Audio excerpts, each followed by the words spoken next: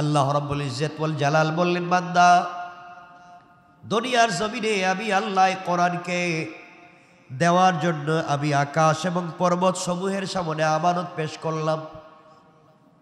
আমি আল্লাহ কোরআনকে দেওয়ার জন্য আকাশের কাছে বলছি, আসমান রে। আল্লাহ রাব্বুল ইজ্জত ওয়াল জালাল বললেন, আমি আকাশ, পৃথিবী এবং পর্বতমালার সামনে আমানত পেশ করলাম। এক নম্বরে আল্লাহ বলেন, আমি আসমানের কাছে আমানত পেশ করলাম। দুই নম্বরে বলছেন, আমি পৃথিবীর কাছে আমানত পেশ করলাম। তিন নম্বরে বলছেন, আমি পর্বতমালার কাছে আমানত পেশ করলাম। অতঃপর তারা তা বহন করতে অস্বীকৃতি জানালো।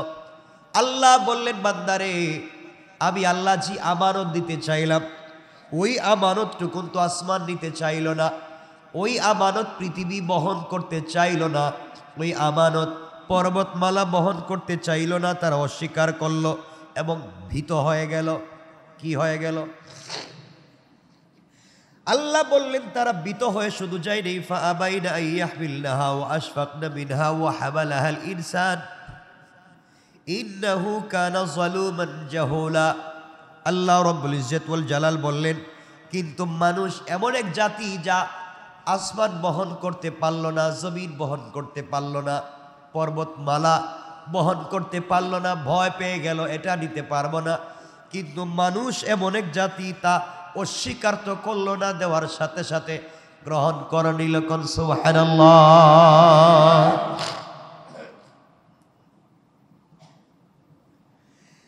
আল্লাহ রাব্বুল ইজ্জত ওয়াল জালাল আরো সুন্দর করে বললেন, আরো সুন্দর করে বুঝিয়ে বললেন, কিন্তু মানুষ তা বহন করলো, নিশ্চয় সে জালেম, অজ্ঞ। এরপরের শব্দে আল্লাহ রাব্বুল ইজ্জত ওয়াল জালাল আরো সুন্দর করে বললেন, যাতে আল্লাহ মুনাফিক পুরুষ, মুনাফিক নারী, মুশরিক পুরুষ, মুশরিক নারীদেরকে শাস্তি দেন, মুমিন পুরুষ এবং মুমিন নারীদেরকে ক্ষমা করবেন। আল্লাহ দয়ালু, ক্ষমাশীল। আল্লাহ বললেন, আমি আল্লাহ দুই ভাগ করে দিয়েছি পৃথিবীর মানুষকে, মুসলিম পুরুষ, মুসলিম নারী, মুমিন পুরুষ, মুমিন নারী, মুনাফিক পুরুষ, মুনাফিক নারী। আমি আল্লাহ আলাদা করে দিয়েছি। এই জন্য আল্লাহ রাব্বুল ইজ্জত ওয়াল জালাল বললেন, লিউআযিবাল্লাহুল মুনাফিকিনা ওয়াল মুনাফিকাত ওয়াল মুশরিকিনা ওয়াল মুশরিকাত ওয়া ইয়াতুবাল্লাহু আলাল মুমিনিনা ওয়াল মুমিনাত ওয়া কানাল্লাহু গফুরার রহিমা। আল্লাহ রাব্বুল ইজ্জত ওয়াল জালালের পর থেকে বলতে লাগলেন, আমি মুমিন পুরুষ, মুমিন নারী, মুনাফিক পুরুষ, মুনাফিক নারী, মুশরিক পুরুষ, মুশরিক নারী, আমি আল্লাহ তাদেরকে আলাদা আলাদাভাবে করে দিয়েছি। এই জন্যে পরিচয় যেন করতে পারি কারা মুনাফিকি করলো, কারা মুশরিকি করলো, কোন পুরুষ কোন নারী, কে ঈমান আনলো, কে বিশ্বাস করলো, কে ভয় করলো, সে সঠিক পথে চললো, কে আল্লাহ এবং তার রাসূলের আনুগত্য করলো। আর এগুলা করার মাধ্যমে কারা সাফল্য অর্জন করলো, কারা মুনাফিকি করলো। এর অর্থ হলো, ঈমান আনার পরেও কারা মুনাফিকি করলো, ঈমান আনার পরেও কারা সঠিক পথে চললো না, মুনাফিকি করলো। আল্লাহকে ভয় করবার কথা বলে, আল্লাহ এবং তার রাসূলকে আনুগত্যের কথা বলে যারা শিরিক করলো, আল্লাহ এবং রাসূলকে আনুগত্য করে নাম দিয়েছে, এরপরও তারা শিরিক করে, আছে না নাই? আল্লাহ বললেন, এর মাধ্যমে, আমানতের মাধ্যমে আমি আল্লাহ তাদেরকে পরীক্ষা করলাম, আলাদা করে দিলাম, কারা মুমিন, কারা মুনাফিক, কারা পুরুষ, কারা নারী। আল্লাহ রাব্বুল ইজ্জত ওয়াল জালাল এরপরে বললেন, ওয়া কানাল্লাহু গফুরার রহিমা। আল্লাহ পাক রাব্বুল ইজ্জত ওয়াল জালাল বললেন, তিনি মুমিন পুরুষ এবং মুমিন নারীদেরকে ক্ষমা করে দিবেন। আল্লাহ ক্ষমাশীল। আল্লাহ বুঝাতে চান, সঠিকভাবে যদি ভয় করতে পারে, সঠিক পথে যদি চলতে পারে, আর এই সঠিক পথে চলতে গিয়ে যদি বাধাপ্রাপ্ত হয়ে যায়, পূর্ণাঙ্গ চলতে না পারে, পূর্ণাঙ্গ সঠিক কথা বলতে না পারে, পূর্ণাঙ্গ রূপে আমি আল্লাহকে ভয় করতে না পারে, আল্লাহ রাব্বুল ইজ্জত ওয়াল জালাল বলেন, আমি মুমিনদেরকে ক্ষমা করব। এক নাম্বার, তাদের আমলকে সংশোধন করে দেব।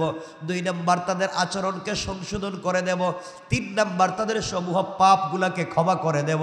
আর চূড়ান্ত পুরস্কার হলো, রাসূলের নিজ হাতে হাউজে কৌসারের পানি পান করায়া আমার আরশে আজিমের ছায়ায় জায়গা দিয়া আমি আল্লাহ বিনা হিসাবে আমার হাতে জান্নাতুল ফিরদাউসের ওয়াদা করে দিলাম। কোন সুবহানাল্লাহ। এত কিছুর পরেও যারা মানবে না তাদের পরিচয় আল্লাহ তুলে ধরলেন পরের আয়াতে, যে মুনাফিক কারা হবে? মুনাফিক পুরুষ, মুনাফিক নারী, মুশরিক পুরুষ, মুশরিক নারী। মুশরিক শুধু পুরুষ হয় না নারী হয়? মুনাফিক শুধু পুরুষ, নারীও আছে। কথা বলেন না কেন? আপনারা মনে করতে পারেন মনে হয় শুধু পুরুষরা হয়, এই জন্য দুজনের নাম আনছেন, নারীও আনছেন পুরুষও আনছেন। মুনাফিক পুরুষ, মুনাফিক নারী, এরপরে মুশরিক পুরুষ, মুশরিক নারী। মুমিনের কথা আল্লাহ দুইবার আনছেন, মুমিন পুরুষ, মুমিন নারী। ওয়ায়াতুবাল্লাহু আলাল মুমিনিনা ওয়াল মুমিনাত, মুমিন পুরুষ এবং মুমিন নারী। সুতরাং আজকের এই এতটুকু আলোচনা থেকে এই পর্যায়ে আমরা বুঝতে পারলাম যে আমরা যদি শুধুমাত্র আল্লাহকে ভয় করি এবং সঠিক কথা বলি, কয় জিনিস? সবাই বলেন, ভয় কাকে? সকল পর্যায়ে। কত পর্যায়ে? সকল পর্যায়ে। খাবারের সময় একটা ভাত পড়ে গেছে নিচে, আপনি না নিলেও পারতেন, আল্লাহকে ভয় করলেন, এটা দানা, এটা আমানত আমাকে দিয়েছেন, ওটা আপনি উঠাইয়া খেয়ে নিলেন, আল্লাহকে ভয় করা হলো। কিন্তু আজকালকে বিয়ে শাদিতে যে পরিমাণ খাবার অপচয় করা হয়,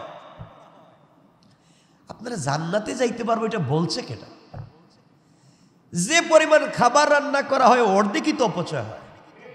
আর আমরা তো উন্নত সোসাইটিতে বসবাস করি, আমরা প্রেজেন্টেশন করে উন্নত সোসাইটি, কেমনে আমি হাত দিয়ে খাবো, চামচ দিয়ে খাওয়া লাগবে। চামচ দিয়ে খেতে গিয়ে 3 ভাগের 1 ভাগ খায় ছাগলের মতো, 2 ভাগের আইকা দেয় প্লেটের কর্নারে। কথা বলছেন না? চিকেন খাওয়ার নাম করে পুরাটাই থেকে যায়। ওর পেটে ক্ষুধা আছে কিন্তু খাচ্ছে না, মানুষ বলবে ও পেটুক। কথা বলছেন না কেন?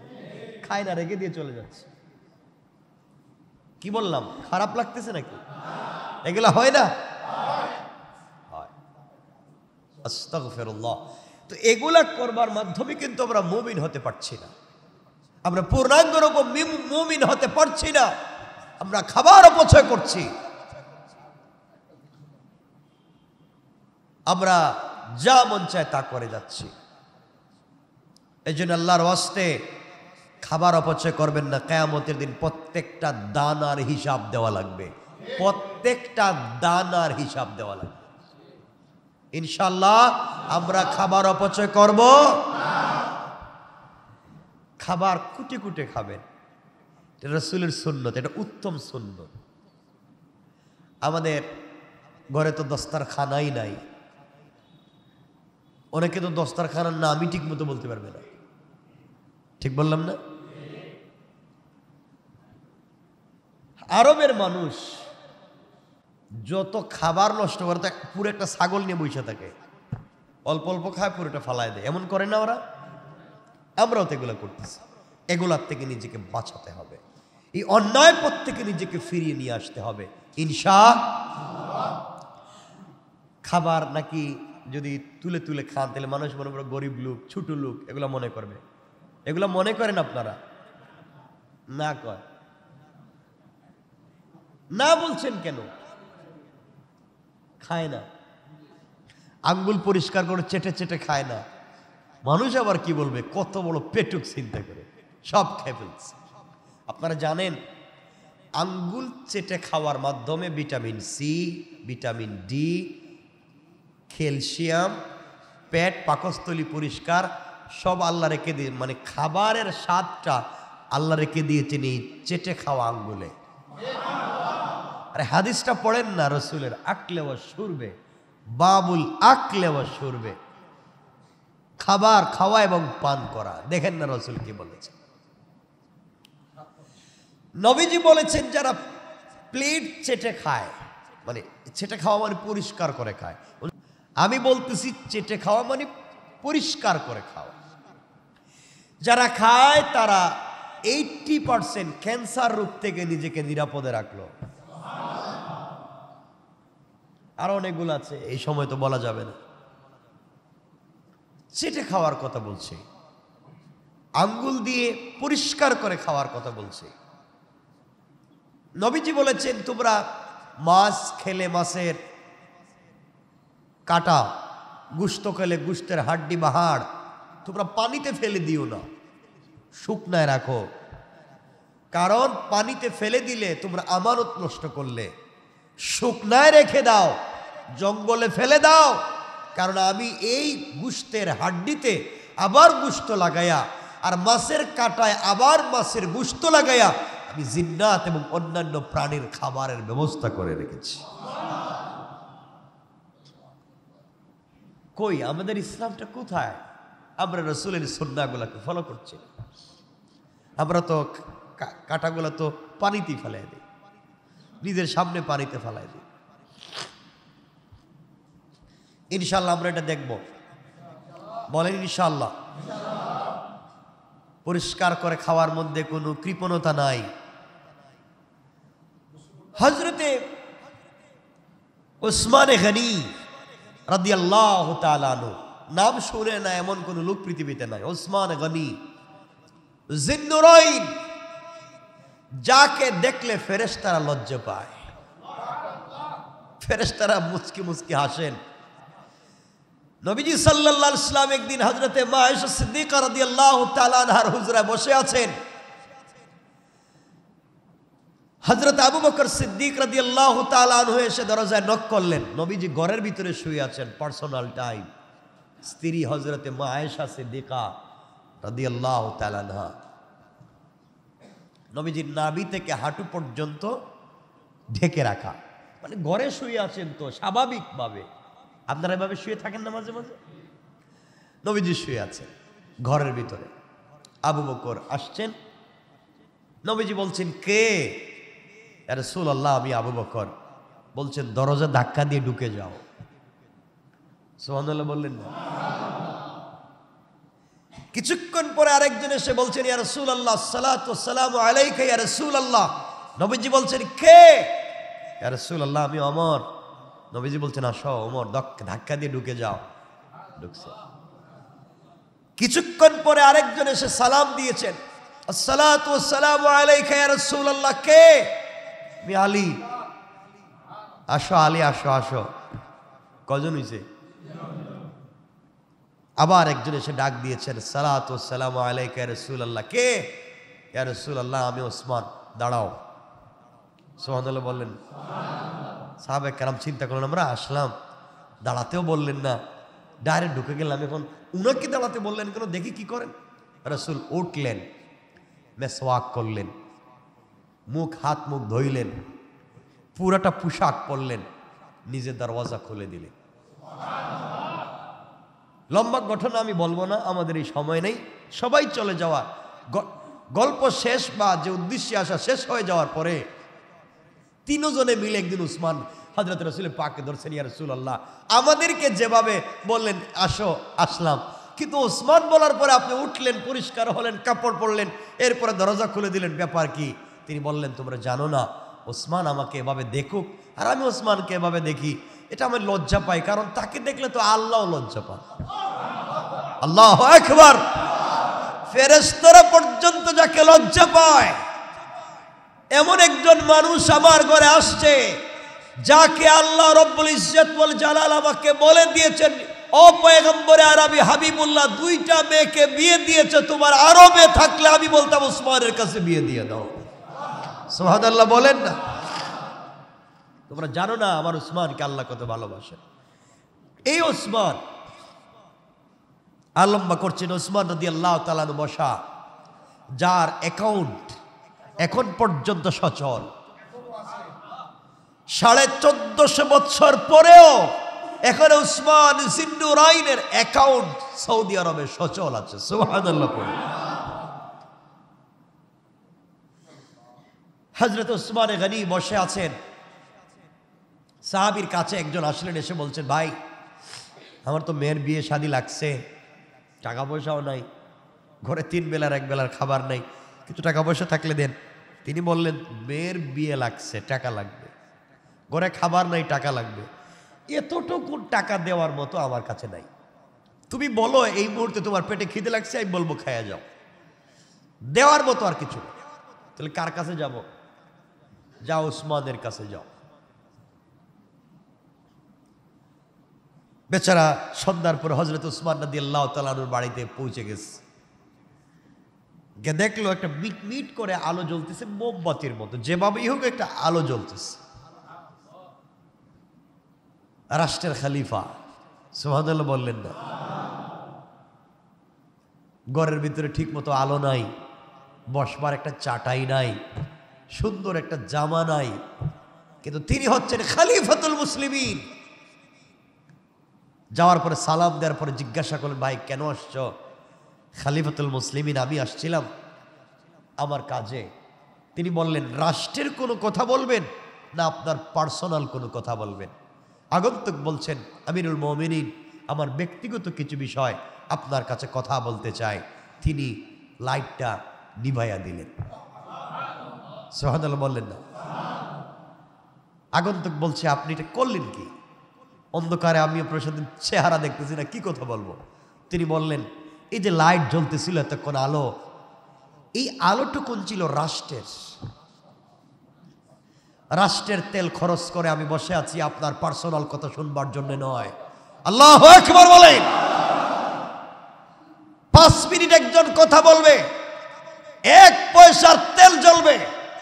সে কথাকে যারা আমানত মনে করেছে, আমানত, আল্লাহ এই জন্য বলছেন, আতুয়াদ্দুল আমানাত ইলা আহলিহা, আমি আমানত দিতে চেয়েছিলাম। আর আজকে যারা রাষ্ট্রের হাজার হাজার হাজার হাজার কোটি টাকা ব্যয় করে নিজেদের আখের গুছায়া রাষ্ট্রের 12টা বাজায়া দেয়, এরা যাই হোক এই দেশের মানুষের ভালোবাসার পাত্র হতে পারে না, এরা জাতীয় দুশমন হয়। মনে রাখবেন একটা কথা, 1 মিনিটের জন্য কথা পর্যন্ত বলতে চাইলেন না, রাষ্ট্রের 1 পয়সার তেল জ্বালিয়ে নিভাইয়া দিলেন। বলছেন, এখন কথা বল অন্ধকারে। বেচারা বলছে, হুজুর আর কথা বলার দরকার নেই, আমি যাই। কেন বলবা না কথা? কয় না, আমি কথা ভুলে গেছি। মনে মনে চিন্তা করছে, যেই লোকটি 1 পয়সার তেল জ্বালাইতে পারে না, ওর কাছে আমার মেয়ের বিয়ের কথা বললে আর কি দিব? যাই, চলে গেছে। বেচারার বলেন, আমি এখান থেকে যদি লম্বা ঘটনা টানতে যাই, আমানত রক্ষা করতে কেন লাইট অফ করলেন? আর আজকে আমরা কি করতেছি? আমরা কি করে যাচ্ছি? আমার মুসলমান বন্ধুগণ, গভীর মনোযোগ। আল্লাহর পয়গম্বরের প্রিয় সাহাবী হযরত উসমান রাদিয়াল্লাহু তাআলা আনহুর কাছ থেকে এই লোকটা বিদায় নিয়ে আবার চলে আসলো। আগন্তুক আগের লোকের কাছে গিয়ে বলছেন, ভাই আপনি যার কাছে পাঠাইছিলেন তার কাছে বলবার কিছুই নাই। গিয়ে দেখলাম লোকটা তো অন্ধকারে বসে আছে, তার কাছে কথা বলবার সুযোগ কি? আর কথা বলে লাভ কি? তিনি বললেন, আবার যাও, অথবা অন্যদিন যাও, তার কাছে গিয়ে নিজের কথাগুলা বলো, দেখো তোমাকে সহযোগিতা করতে পারে কিনা। আরেকদিন ওই লোকটা পৌঁছে গেল। যাওয়ার পরে দেখে খলিফাতুল মুসলিমিন আমিরুল মুমিনিন হযরত ওসমান রাদিয়াল্লাহু তাআলা আনহু নিজে ঘাটে বসে বসে, একটা কূপের কাছে বসে বসে নিজে কাপড়গুলা কাচতেছেন আর ধুইতেছেন। কোন সুবহানাল্লাহ। আগন্তুক চিন্তা করলো, যে লোকটা খলিফাতুল মুসলিমিন, কাপড় কাচার জন্য একজন কর্মচারী নিযুক্ত করতে পারে না, টাকা খরচ হয়ে যাবে। এই লোকের কাছে নিজের কথা বললে তো কোনো উপকার হবে না। আর আমরা যদি কোনো গ্রামের পাতি নেতা হয়ে যাই, তারও পিএস, এপিএস অ্যাসিস্ট্যান্ট, ওর অ্যাসিস্ট্যান্ট, এর অ্যাসিস্ট্যান্ট, কথা বলেন না?